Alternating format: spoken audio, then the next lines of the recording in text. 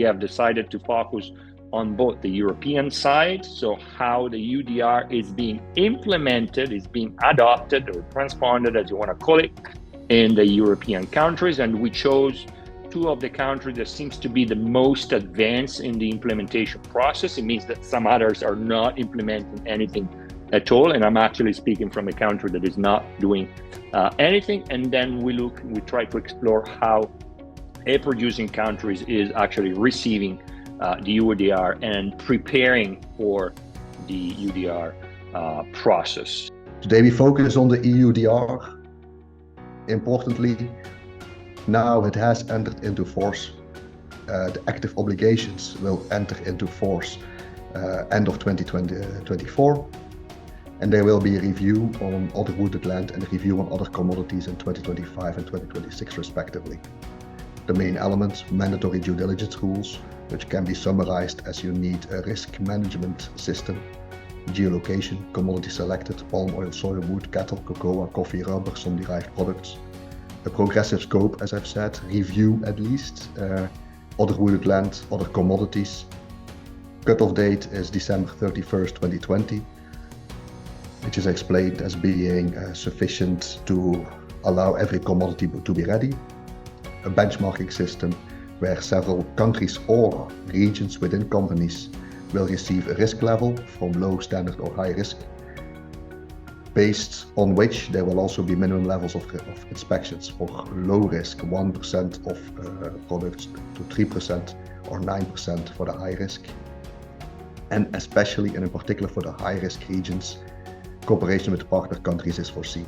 For the competent authorities, so the competent authority will be on member state level. As said in Article 14, there will be a competent authority, minimum one competent authority per member state, which needs to be appointed by end 2023.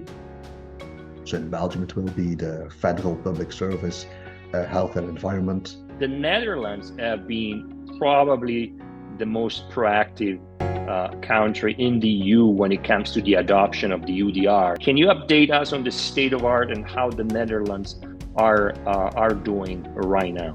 We have been working in the Netherlands quite intensively already with the ministry. In the Netherlands, it is the Ministry of Agriculture, which is the so-called coordinating ministry.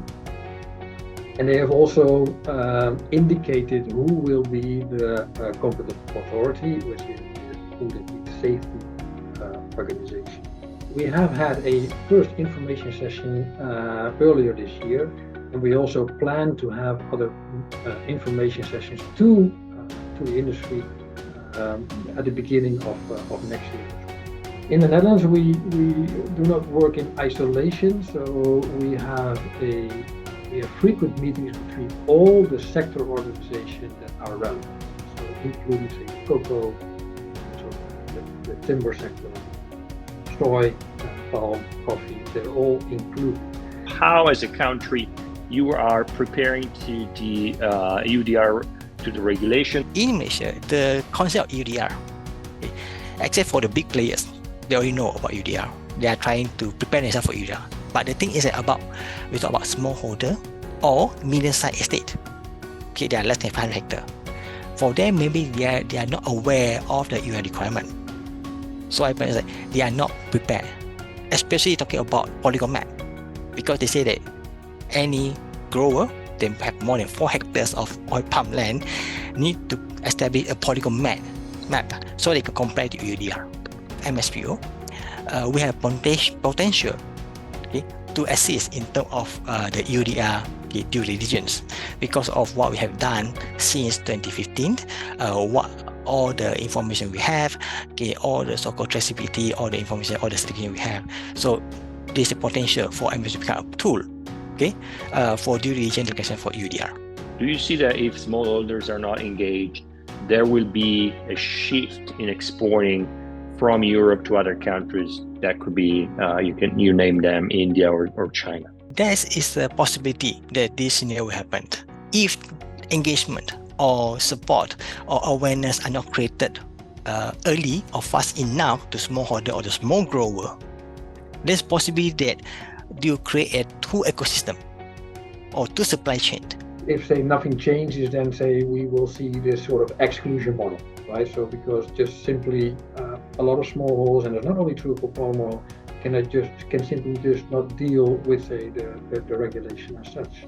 One of the questions is about whether the EUDR and the countries in the EU will be ready by 2024. The regulation is what it is, and will have to be, or at least try to be as much as possible.